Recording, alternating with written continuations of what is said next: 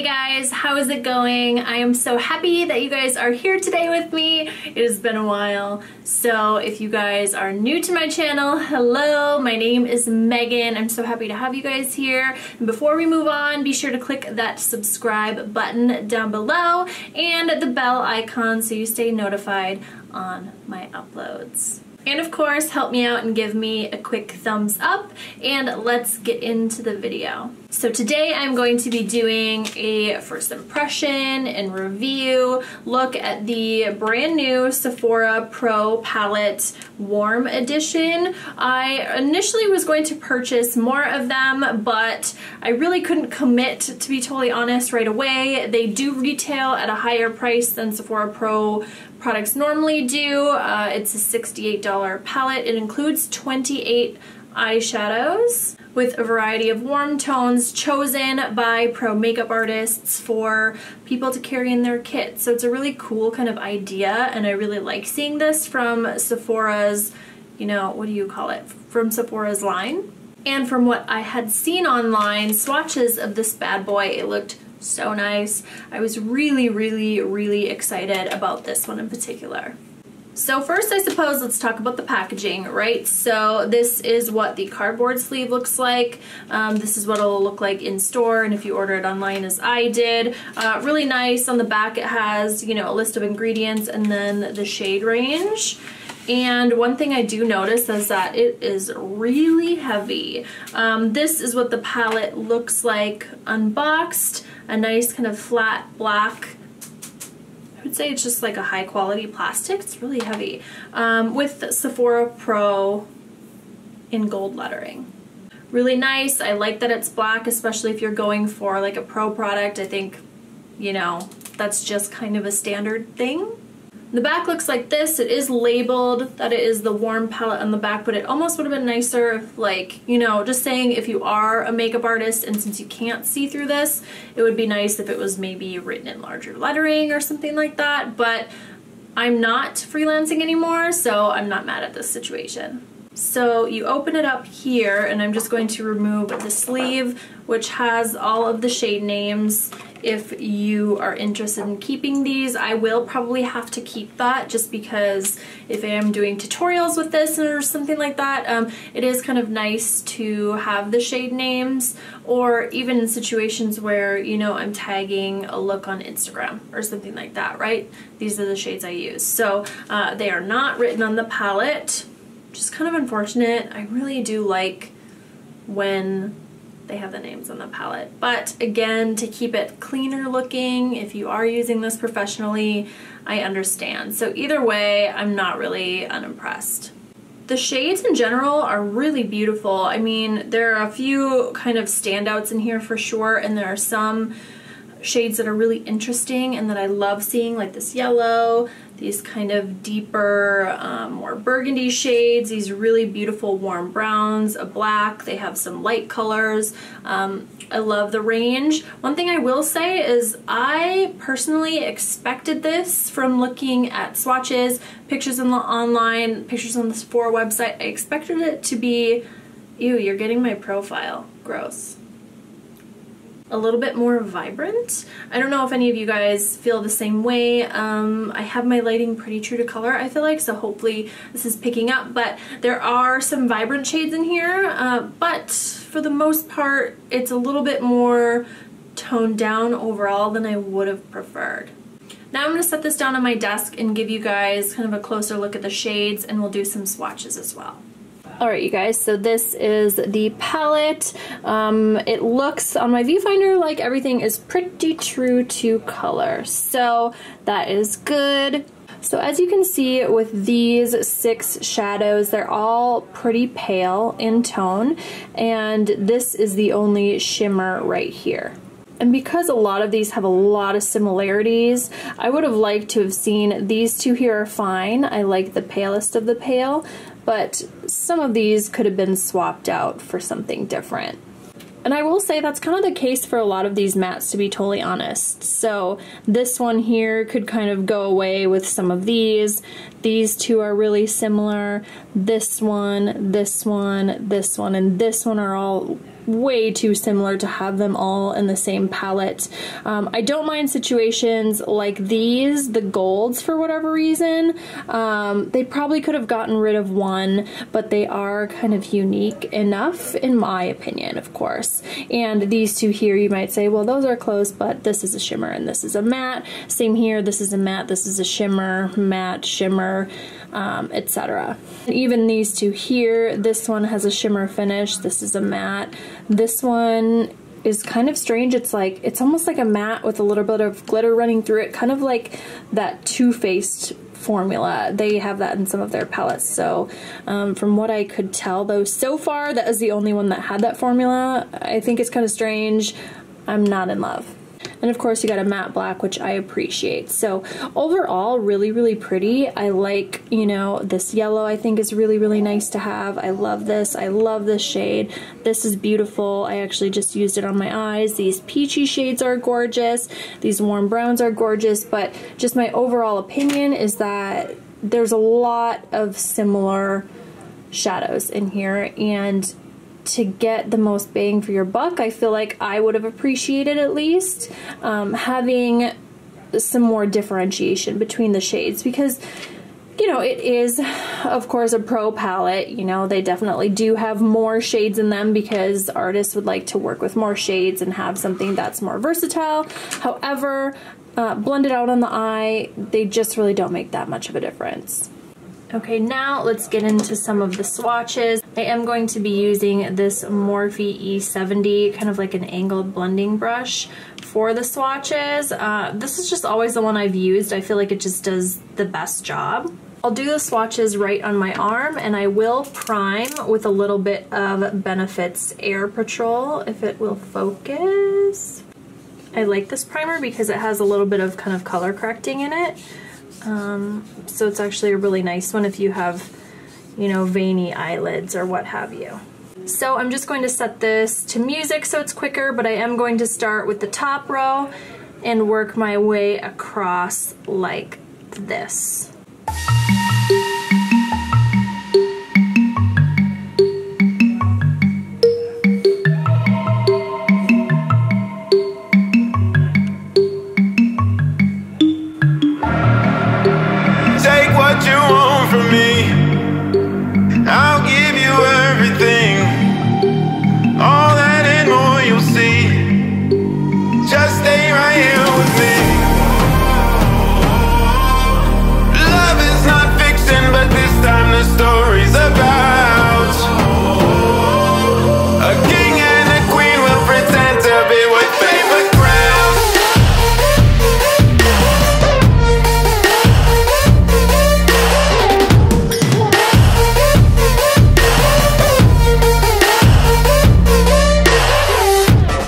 Pause for a moment. You can see here, these are so similar. The differences are so minuscule.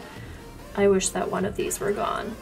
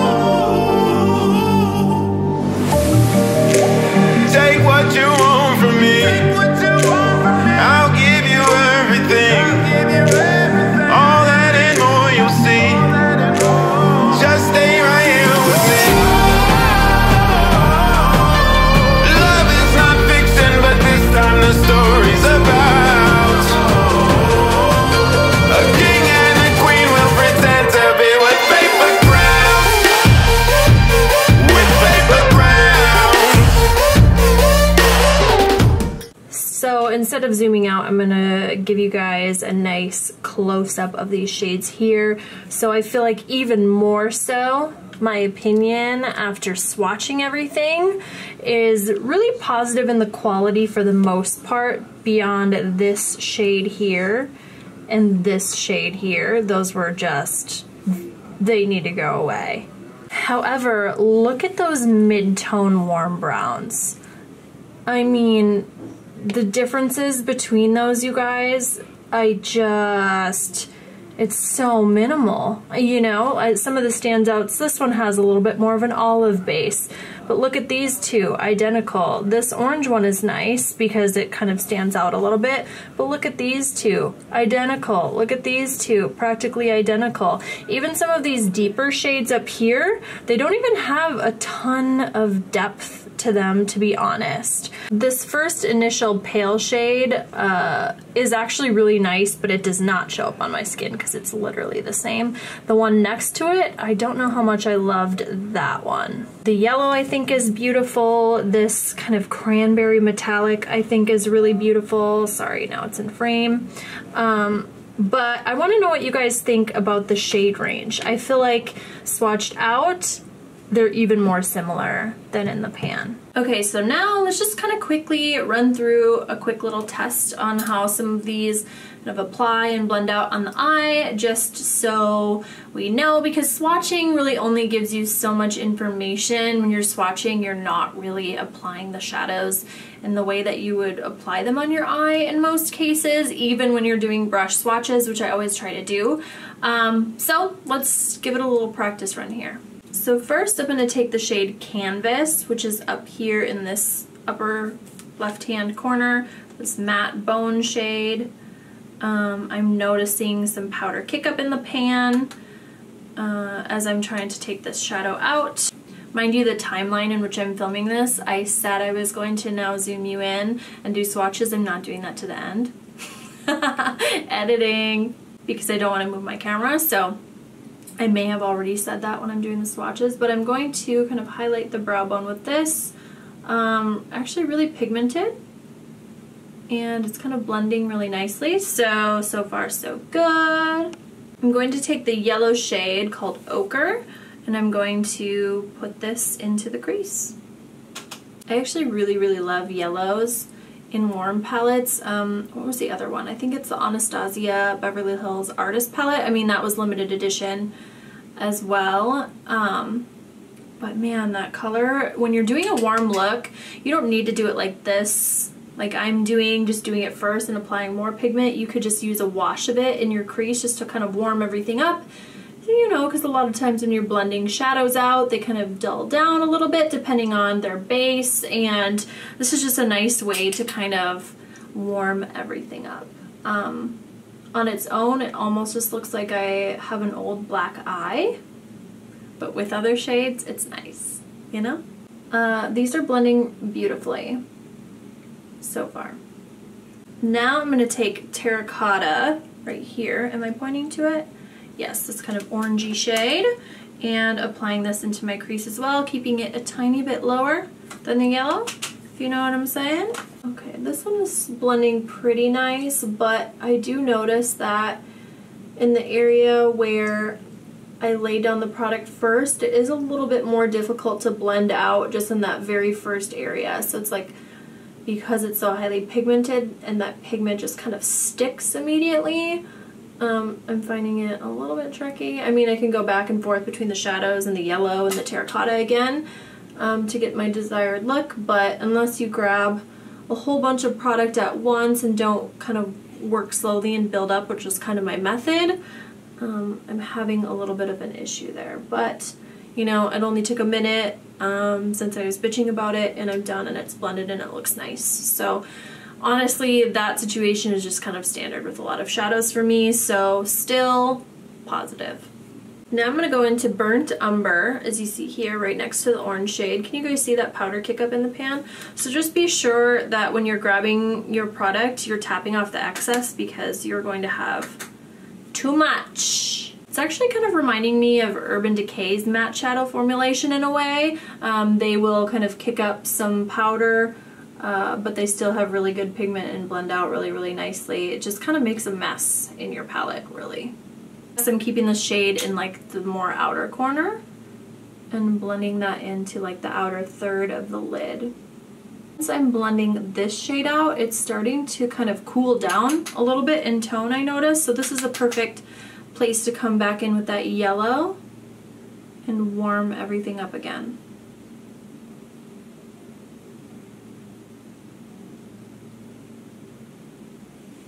I'm really liking these. Damn it. Now I'm going to go into the shade Bronze, which is that kind of, it's almost like a greeny gold metallic. It looks really, really pretty. And I'm going to apply that to the first kind of 2/3 of my lid, and I'm almost going to create kind of like a soft half cut crease. So keeping that line fairly sharp on the first half, and then kind of blending it out into that deep brown in the outer corner. This isn't necessarily a tutorial. I just know, just in case people ask, I just want to try the different formulas and shadows in my eye to see how they perform. And I will say that this shadow in particular is really foiled looking, even without using it wet. It reminds me a little bit of the Makeup Geek foiled shadows, but those are almost, those are pretty oily. You know, like when you touch them, a lot of you guys probably know because I've talked about Makeup Geek quite a bit, so if you've been on my channel for a while, you know that about them. And these don't really have that texture in the pan. They feel more, you know, kind of firm, like their other shadows, but once I apply it, it looks really intense. Now I'm going to take this shade Coconut Shell right here, this kind of deeper taupey shade, and I'm going to use that because it looks like it has a little bit of a shimmer finish. It's not really foiled like the last one, but I'm going to use it to kind of blend that gold in to the outer corner and make it a more kind of seamless transition. So just applying a little bit to my brush and just kind of going back and forth over that line. Okay, I still want a little bit more intensity in that outer corner, so I am going to, let's see, should I try a different shade? I will go into Cocoa. Sorry, I was looking down at my sheet. Right here, it looks really similar to this one that I was using before, but not as warm. But I just want to see how much different it looks when I apply it. So I'm just going to kind of apply this. This looks like more of a, no, I wouldn't say cooler brown, but it is more on the neutral side. Cooler as compared to the first one that we're using out here. I'm going to apply it to the outer corner and keep that depth. I will say these shadows blend nicely on top of each other, so I like that. I'm trying to think of an example where they don't. So recently I was filming with the, what is it? The Beach Cosmetics Carly Bible palette, which I love her so much, but with that palette, I had a difficult time blending shadows on top of each other. If I wanted to layer colors or create looks with a bit more dimension, a bit more kind of complexity, I had some difficulties doing that. Difficult. Where are my words? So quickly off camera, I'm going to throw a nude liner in my waterline, put on some mascara, and I'll give you guys a close-up of the look. Alright you guys, so this here is the finished look. Pretty simple, and I actually really like how it turned out. Alright you guys, so we went through some swatches and talked about those briefly. I went through and did a little bit of a first impression, applying them to my eyes as you guys have already seen. So now I kind of want to talk about some of my final thoughts. First of all, I think there were a couple things I didn't mention about the palette itself that I thought of as I was going through. Number one is that it's stated on Sephora's website that this is a limited edition item. I question whether that's actually true or not many times that I see it, because often if you guys follow, you know, makeup launches and things like that, I feel like that's used to create hype behind a product and get people to kind of purchase on a whim. However, there is that, so it could actually be a limited edition item, so it's something to think about when you're thinking about whether or not to go ahead and purchase. Second all, I did want to comment on the mirror. The mirror is very nice. It's really big, as you can see here, and it's a really high quality, kind of smooth mirror. Everything looks really, really nice. It's nice and clear, so that's a positive as well. So another thumbs up to the packaging, really. So some final thoughts. It's kind of hard for me to decide whether or not I want to recommend something to you guys, because for me as an influencer, I view products differently, right? You know, I purchase makeup to use in my business and on my channel. I mean, it's a tax write-off for one. So it's just a little bit different there, right? First and foremost. Second, I do have probably quite a larger budget to spend on beauty products than most people do. This makes sense for my life, and I can again use those products to help kind of create content for you guys. So that being said, $68 on a palette generally isn't the end of the world to me personally. That's not something way over a point in which I'm comfortable spending. Generally around 50 is where I'm like, oh sweet, normal standard price palette. So this is again almost $20 higher than that, so it is on the higher end. Of course that doesn't include shipping, but if you're a Rouge member, at least at Sephora, you get free shipping anyways. So for me, that was just the price of the palette in total. The problem that I'm facing right now when I'm thinking about whether I can recommend this to you guys is that, you know, you can do your math and break down every shadow. So you're getting 28 shadows, it costs this much. That means it's only, you know, $3 a shadow or whatever it is. I didn't do the math. So that's really affordable, yes, but as you saw with the swatches, a lot of them are so similar. So how many are you really paying for at the end of the day, right? For me personally, I think that there are enough shades in here that could justify the price. However, I feel like for most people, that's not really there. I feel like I am able to justify it for me because it's like there's a lot of hype around this palette. I know a lot of you guys are going to want to see looks because you guys went out and bought it as well. People are going to be searching for it online, so you're going to want to create content. So that's kind of swaying me in the direction of yes, it's worth it. But I think for an everyday consumer, like if one of my girlfriends at work were to come up to me and say, ooh, I saw this, do I need it? I would probably say no. And the reason is I feel like warm shadows are not something new, right? We see them in a lot of new palettes and past palettes. A lot of people have gotten on the Morphe chain. Maybe you have the 35O palette in your collection. If you have any of those, you know, the Naked Heat, the Morphe 35O, the Natasha Denona Sunset palette, gosh, I'm trying to think of other warm palettes off the top of my head.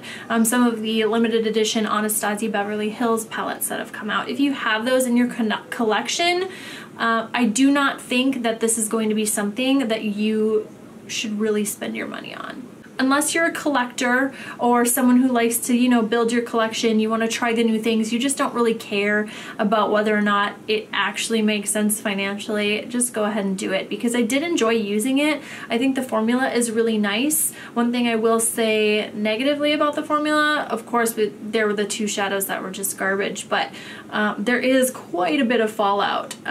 So keep that in mind. Make sure you're tapping off your brush, keeping everything clean, or, you know, do your eyeshadow before your foundation. So it's kind of an anticlimactic way to end a review, but my thoughts are kind of up in the air. You know, I feel like with this in particular, it's really going to depend on your budget and why you are buying makeup, right? If you need something that has warmer tones in your collection and you like the fact that it's larger and it seems to be a better value, I would say no, because is the value really there?